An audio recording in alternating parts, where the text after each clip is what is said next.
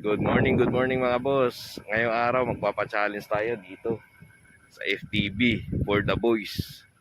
Papa-challenge tayo sa kanila kasi maglalaro sila ng Rizal Planner. Kaya puntahan na natin sila. Let's go.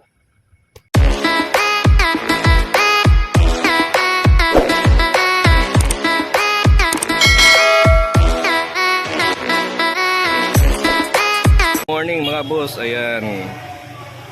Dito tayo ngayon, papa-challenge tayo sa kanila. Ayan sila. Boss. Parang may naamoy ako hindi maganda. Planner na. Ito sila maglalaro ng planner. Ito pa si Boss LG. Ganito yung planner natin sa Rizal Planner, mga boss.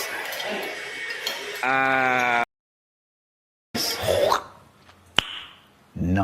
Paramihan ng earnings. Kung sino yung pinakamataas ng earnings sa Rizal Planner. Sa Rizal Planner lang. Sa Rizal Planner. Kung sinong mananalo at saka mataas yung earnings, mananalo ng 500. Sana all. 500. Yan.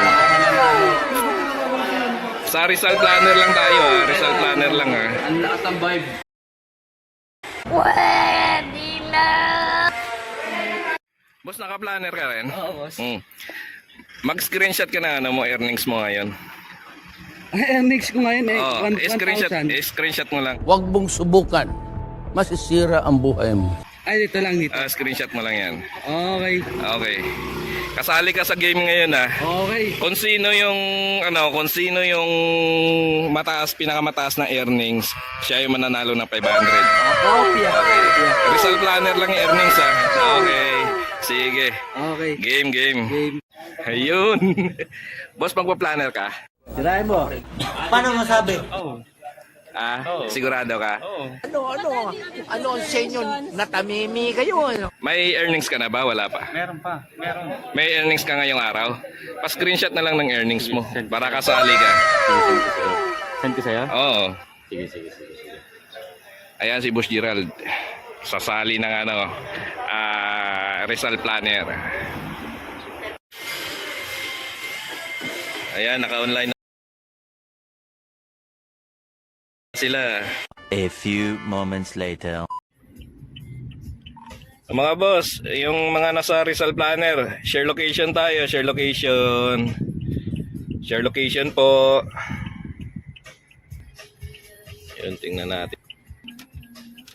Yun.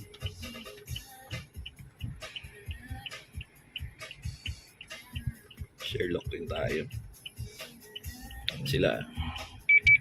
Saka doon.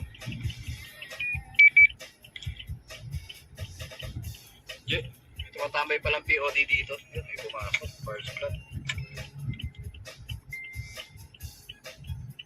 2,000 years later. Ayun mga boss.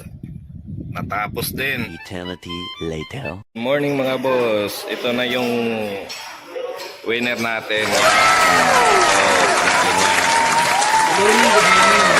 Boss, paano mo ginawa yung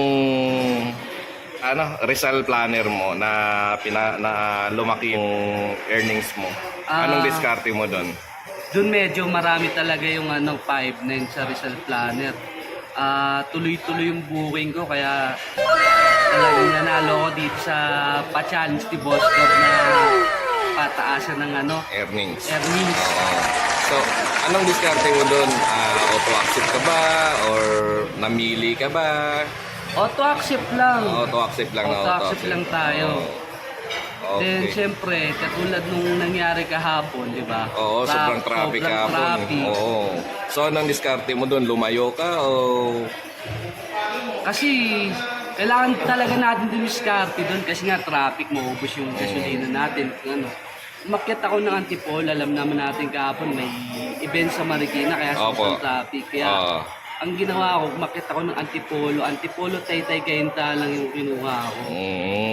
Okay. Kasi anong sumulong, mayamot, heavy traffic. Okay. So ano mo masasabi mo sa mga bagong Grab driver ngayon, yung UB na Grab driver, para kumbaga maging influence ka rin sa pagbibiyahe nila.